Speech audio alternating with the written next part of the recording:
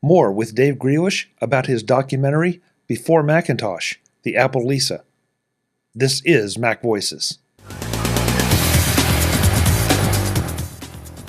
Mac Voices is supported by the Mac Voices Slack. Discussions, questions, and answers, and a place to talk tech with your friends. The Mac Voices Slack is available to all patrons of Mac Voices. Sign up at patreon.com/MacVoices and join in. It's pretty clear that when you point to the very first incarnation of Lisa, so 1983 Lisa 1, people refer to it now, it was $10,000. So that's a pretty good argument as to why they didn't sell very well. So, if you can't afford it, it's not going to sell very well. But, Yeah, but I'm absolutely not arguing with you, because that obviously was a big issue. But at the same time, when we think about what computing was at that time and what it took to buy something that was A, powerful, and B, as innovative as the Lisa was, compared to some other devices that were out there at the time. I'm having trouble finding a good analogy, but I don't know. No, exactly. And again, you can, just 2 years earlier was the Xerox Star, a commercial product, and it was 3 times more expensive, which again didn't sell super well. And it needed more infrastructure to work. You couldn't just buy one and put it on your desk. That's also what makes Lisa different than the Star or anything earlier, is that it is a personal computer, and also that it has a microprocessor. So that's another important part of it. But it was made for, there's different definitions like personal computing, and generally one person. It's meant for one person to use. But this was made for one person to own and buy and put on their desk. Of course, you could put it in a business and people could share it. But you know what I mean? You bought it like you think of a personal computer and you put it on your desk. It's not part of it under the desk and part of it has to be connected down here in the computer in the back room or anything. And, so that differentiated it from the Star before it, and the microprocessor, which traces all personal computing back to the first one. And the idea of a personal computer, I mean, yes, we had the Apple II, and take nothing away from the Apple II, but because a lot of people, they came to understand the power of it. But I'm sorry, I'm going to get letters for this. For the masses, the whole concept of a personal computer was like, what would I do with a computer? Store my recipes. Oh, yeah. Why do I need one? I mean, because I can. Yeah. Go ahead, please. Oh, let me tell you, because you just made me remember something. So remember, I mentioned when I saw the guy come in with the Lisa, I worked at an Apple dealer in Gainesville, Florida. That's where University of Florida is. So this is fall 1989. All right. And you think, wow, the IBM PC has been out for like 8 years. The very first personal computer is 1975. So personal computer, the Apple II since 77, right? So the computer's been around for a while, but this whole Macintosh thing was really new, right? So this is 1989. I can remember customers coming in, never saw a graphical user interface before.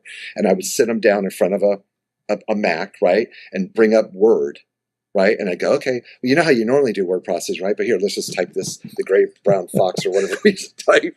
And then I go, okay, now take the mouse. All you got to do is just highlight that sentence. And now just go up there. You can choose the font. Boom, instant. Choose first off, the mouse was mind-blowing, right? But then the idea of changing the font, bold, italicized, the size, and that was mind-blowing. All this stuff that people take for granted, that it's just, you can't imagine. It just was insane how much easier that was than WordPerfect 5 on a DOS computer, where you have to constantly use the function keys and keep a little cheat sheet next to you. I did that, when I went to college to do my papers. Yeah. So it was groundbreaking. It was so, for the first time, I think and for most, depending on what you're doing, it allowed you to focus on the work, what you want to do with it, not the computer. How do I use this thing versus what am I going to do with it? And that's kind of the legacy of the Mac too. Well, the Lisa too, and the Mac. So I'm going to be a little selfish here. And I'm going to say that what I hope people take out of watching this documentary is they understand where the Lisa was and what a foundational machine it was and how it's gotten us to here. Mm-hmm. And makes me, I would love for them to start thinking about the Apple Vision Pro and whether the market decides it's a flop or not, where that is going to be, that's going to be the Lisa for some, maybe or not, but it's going to be the Lisa equivalent, or maybe the Newton equivalent for something 8, 10, 20 years from now. Yeah. Now, that's what I hope they get out of the documentary. What do you hope they get out of the documentary? So part of my pitch, like in the Kickstarter and from my own personal enjoyment, is I had a story, I had a passion and a story I wanted to tell.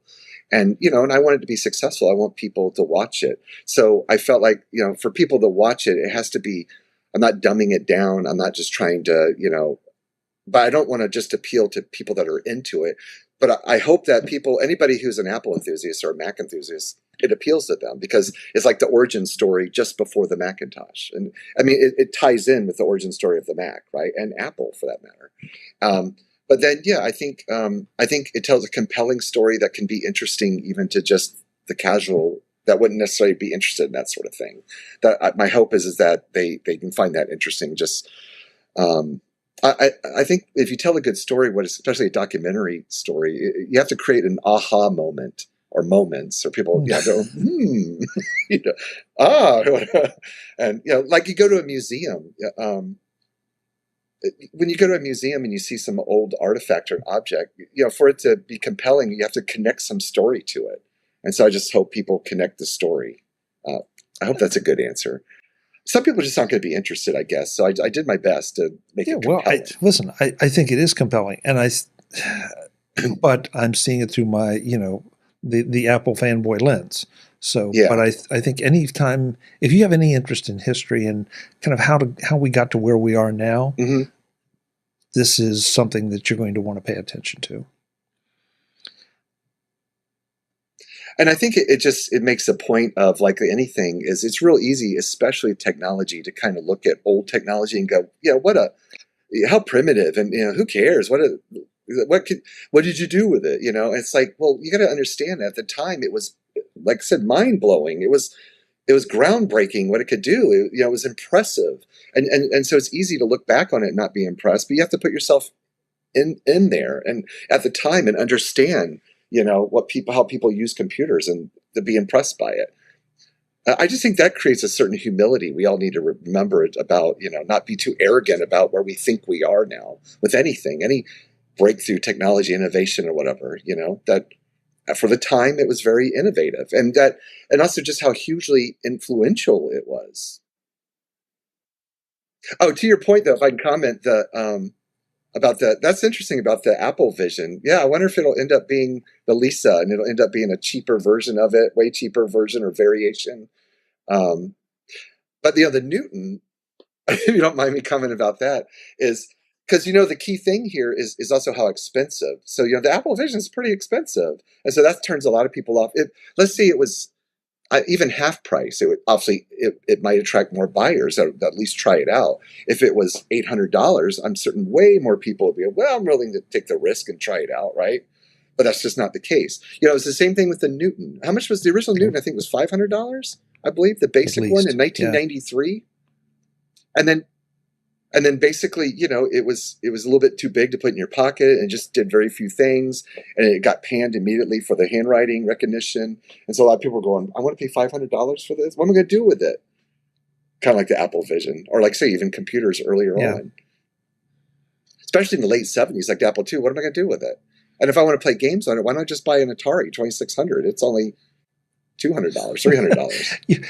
We're just going to riff on this because, I'm thinking about the commentary that we're hearing, well, the Meta Quest is out there and it's only X number of dollars as opposed to the Apple Vision Pro that has a comma in the number and the first number is not a 1. So there's this inevitability, I think, to try to justify maybe why you don't want to be on the cutting edge. And the cutting edge is not for everybody. But sometimes you got to recognize the future when it's staring you in the face. And I'll be honest, I haven't followed it that closely. I followed it a little bit, and I'm personally not that much interested in it, or VR kind of stuff, virtual reality stuff, or I know it's augmented reality. But the biggest way people like to pan it, of course, is some YouTuber puts it on and now walks around outside with it. And yeah, of course, it looks totally ridiculous and it does seem appropriate. And will that be a reality on some level? Probably, but I'm certain it's going to be on some minority level of people walking around all the time in them. And it's not really made for that. So in fairness to the product, it's not made for that. It's made for you to augment your reality, mostly in your office, your home, whatever, in a room. No. Am I wrong? No, but you make an interesting point that I really hadn't thought about, is that that's not what it was made for. And so now let's look at the Apple Lisa through that lens. I have to wonder if people were looking at the Apple Lisa and wondering, what is this for? Or that's not what this is for. It's not for what I do. It might be fine for Dave. It might be fine for somebody else. But It's not fine for me because it doesn't do what I do. Maybe it just never got the chance because the software developers never got a chance to really bring it into its own. And it certainly was. It wasn't only made for business users, but it certainly was targeted to business users. So obviously, your Apple, even then, they targeted towards business users because they had the Apple II for consumers, which only cost a fourth of how much that Lisa cost. Pretty well, extras on it and stuff. But then quickly, everybody saw how this is the future of computing across the board, and that helped drive the Macintosh too. Bring down a version of the Lisa that was affordable, and then normal people, consumers, could say, "Oh, I see how I could use this as my computer to do my spreadsheets and my word processing and gaming and everything else versus the old way." But you're right. What am I going to do with it? And basically that's how you should buy everything. It's like, why am I buying it? What am I going to do with it? How much money do I have to spend? That's right. It's kind of a key thing for buying anything. But there are times I sound like I'm trying to sell something. I'm not trying to sell anything. I just think that there are times that you have to look and say, not what can I do with it, but what could I do with it? And that's... Yeah. And a lot of the earliest purchasers of the Mac and Lisa said that and did that. And it just depends on what your passion is. So I've always owned a Macintosh, and that Lisa was expensive for me. Didn't break the bank, but it maxed me out. And then when I bought my next Mac, I was on a tight budget. I didn't get my first color Mac until 1993, I guess, or 94. And it was an LC, so bought low end. And I paid a lot of money for it, like $2,500. It was crazy. But I made money with it. I was doing desktop publishing. So I used it to make money, pre-press, and made resumes for people and flyers and whatever. So I knew exactly why I was buying it and what I could use it for. And then I could also enjoy it otherwise. So I guess my point being is, I prioritized and valued the Macintosh enough to make it my premium. I'm willing to spend a lot of money on it, versus like, I don't drive a BMW, or I drive a nice car, but I don't drive a BMW or Mercedes. I can like them, or Tesla, but my values and my priorities, I don't want to spend that much money on a car. I have other things to spend money on. You know what I mean? We all have different priorities. Now, I was going to say, well, even people that buy premium, women that buy premium purses or whatever, like Gucci, or because they or their shoes or whatever, because they value that. I want to be seen in some really expensive, nice shoes. Or men, I do that too. I guess expensive watches or whatever. So it's just where your priorities are. We all earn our own money. We ought to be free to spend it on what we want and value. I'll share this story. I've never shared this on the show because, it sounds kind of trite, but I was about a year and a half ago, I was having dinner alone. My main companion often when I do this kind of dinners is my iPad because, that way that I can at least get something done or read something I want to. And a waitress walked over and said, would you mind telling me just a little bit about that? Because I'm about to go into college and I'm looking at this and thinking, might this be a good idea for me? So I didn't spend 20 minutes, but I spent a few minutes talking to her about it, showing her some of the things, and basically said, this could become your best friend if you will let it.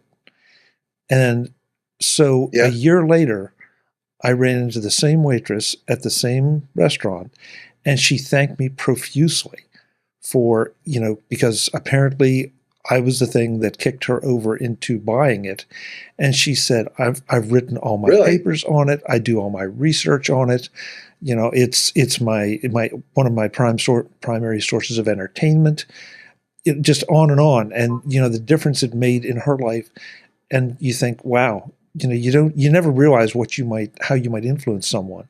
But more importantly, that's someone that didn't quite know what she might be able to do with that particular device, but she decided to take a chance. And that's her primary computing device. That's really interesting to me, because I tried to go to the iPad. I'm going to admit not very hard, I guess. Just, not because I dislike it, but just you know, and that's interesting between me and you, maybe, because is your iPad like your primary device most of the time? No, your Mac is.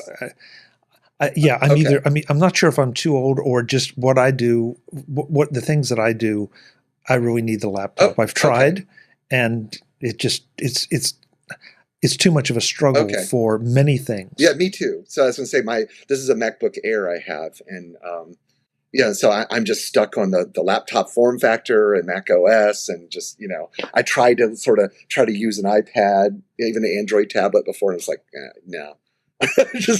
I just even my phone. I use my phone all the time, but when I have to do anything, like really write an email or really do something, I don't even want to do it on the phone. I just rather just get on my computer. So, well, what I found interesting about it, though, was that she was a clean slate. You and I aren't. We can't be. Yeah. We have too much history, but she was a clean slate, and so she used the tool that was in front of her, adopted it 100%, and. You know, and so again, going back to the Lisa, you have to wonder, even at that point, businesses still were struggling with the idea of a quote unquote personal computer and why they should put one on everybody's desk. Right. And so if the Lisa had gotten that chance, you have to wonder, you know, where would we be now? Would we have ever had the Mac? Even though it seems like a natural evolution, you say, sure. It would just been called a Lisa, but it'd be the Mac. I mean, it's right. It just would have been the same evolution, but. Yeah. So I don't know. These are the fun things. This is why I love the documentary, and I love the way you approach these things, because you make me think of these things and ask questions about it. You're right. I hope even the people that are moderately interested are compelled to watch it. But for some of us that, you know, live in this ecosystem, I think it gives us perspective on maybe where we were versus where we are, and now where we are versus where we may be going. And, you know, and it represents kind of the first turning point in computing. I think actually there's lots of turning points or major points in history, but, you know, the IBM PC came out in 1981, and, you know, as a Mac person, me too, whether you like DOS or that whole thing, I didn't either, but, you know, you had your 8-bit computers, Apple IIs, Commodores, Ataris, Tandys. I'm missing one, Amiga. I don't know. What's the other one missing? TRS-80. Don't want to leave them out. But you know, really with it, and so you always had a niche of computer users. But really, starting with the IBM PC in '81, you know, that really started really more seriously launching the computer industry, especially in corporate, right, and in the business world. And then with the Macintosh, it kind of, you know, by the mid 80s, late 80s, it's really growing, but it's still a niche little thing. And then it wouldn't really be until the internet, right, that then was the next real big expansion of personal computing. Nowadays, if you think about it, your computer is really just an interface to the internet. Like you don't, mostly. And then, of course, the smartphone was the next major innovation in '07 with the iPhone, and then the Android, you know, in '08, where now we're all carrying it around.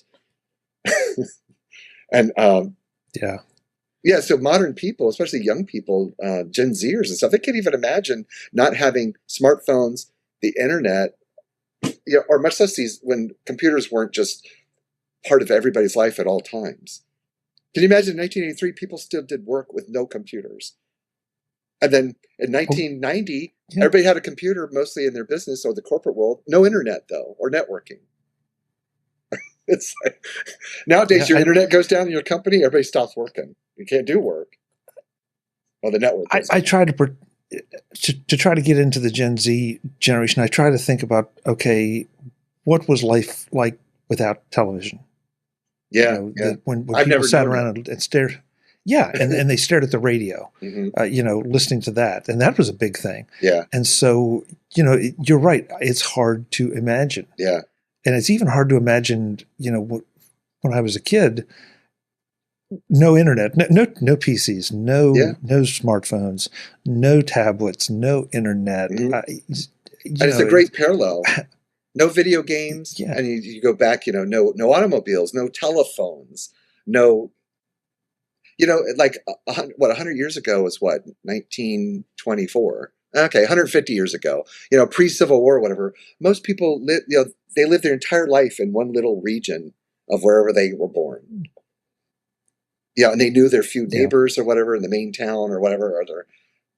That was their whole world, and then whatever education they were able to get in that little region, right? Because you couldn't really very easily or cost effectively go anywhere. Well, of course, you had trains in the 1850s, at least in the U.S., but you get my point.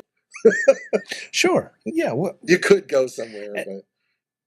Yeah, and this discussion has taken us from the 1850s now to into the future. But sometimes it's good to just kick back for an hour or so, a couple hours, and contemplate where you've been, the changes you've seen, and going forward. Where are we going?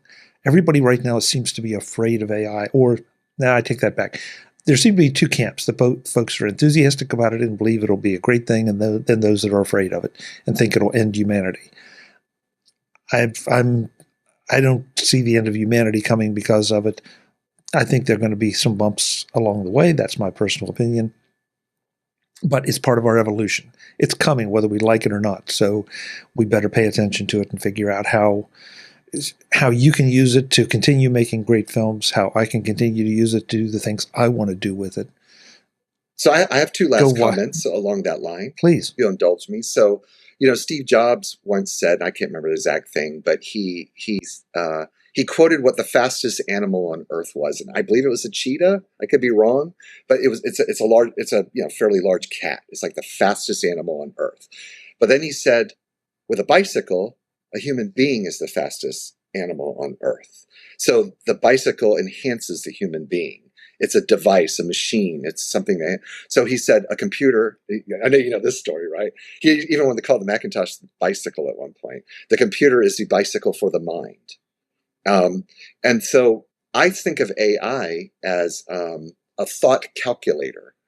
I know it's more than that, but like if you're using it in your web browser, it's really kind of just enhancing your search.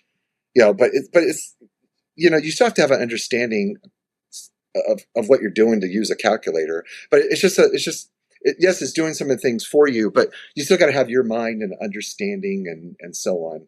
But anyway, the other point I was going to make is one of my favorite documentaries is from 1989. It was on PBS. You can watch it on YouTube. It's 5 parts. It's called The Machine That Changed the World. And the great thing is it's history. So even though that's an old documentary, it's history. It's still good. It just stops at 1989. But there's a segment in it, and it's when the history of the computer gets to mid-1950s. And this is when mainframe computers like UNIVAC and IBM and so on had really just started to really take off, the whole idea of computing. And there was a buzzword then that came into being, and they show some interviews of people like, oh, what do you think of this? What do you think of this that's going on? So we have this buzzword now called AI, and everybody's so afraid of it. And what's going to happen to my job, right? So go back to late 1950s, the word was automation. It's the same parallel. What's going to happen to my job? What if automation comes to my factory, or comes to this, or comes to that? Automation came to a lot of things. Like one of the first big ones was insurance and banking and anything that took armies of people, at desks. Computers got rid of a lot of those people, right? Especially banking with the magnetic strips and checking and stuff. It used to take a human being to look at every check, right? And ledgers and do whatever and, okay, clear. Or I don't know what they did, but you see what I'm saying? And then now they're running through, super fast. Of course, we don't even use checks now, but you get my... But there's a parallel there. History kind of repeats itself a little bit. So for anybody listening, I think that's really interesting. Look at the history of like the buzzword automation and compare it to the AI. Go watch that documentary. It's really good. After you watch mine. Okay, so that's perfect segue, Dave. Great job.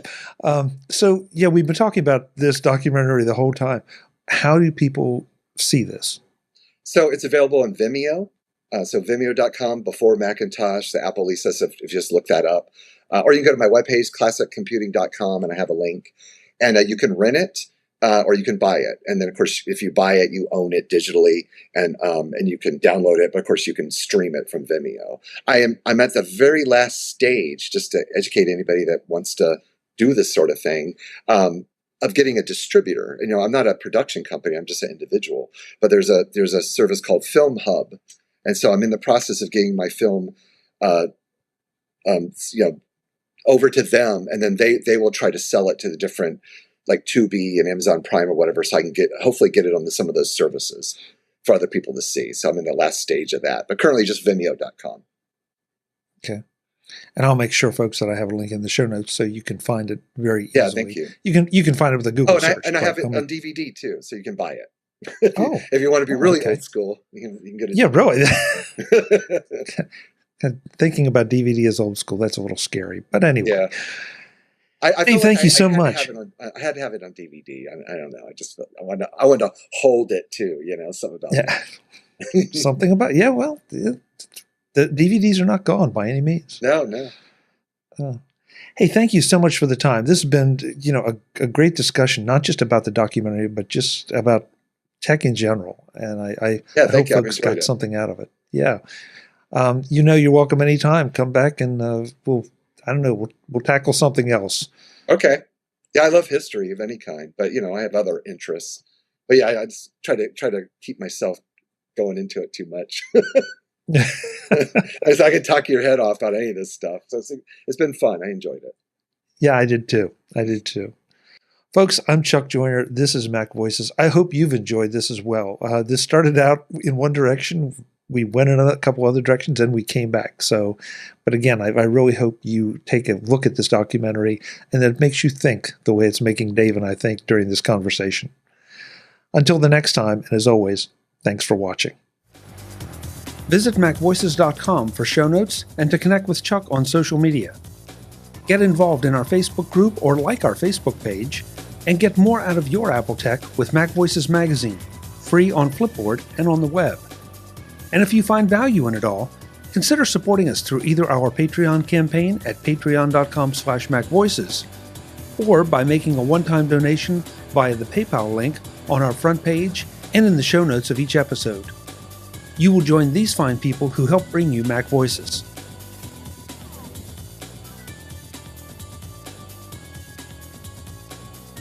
Advertising handled by Backbeat Media at backbeatmedia.com. Bandwidth provided by CashFly at cashfly.com.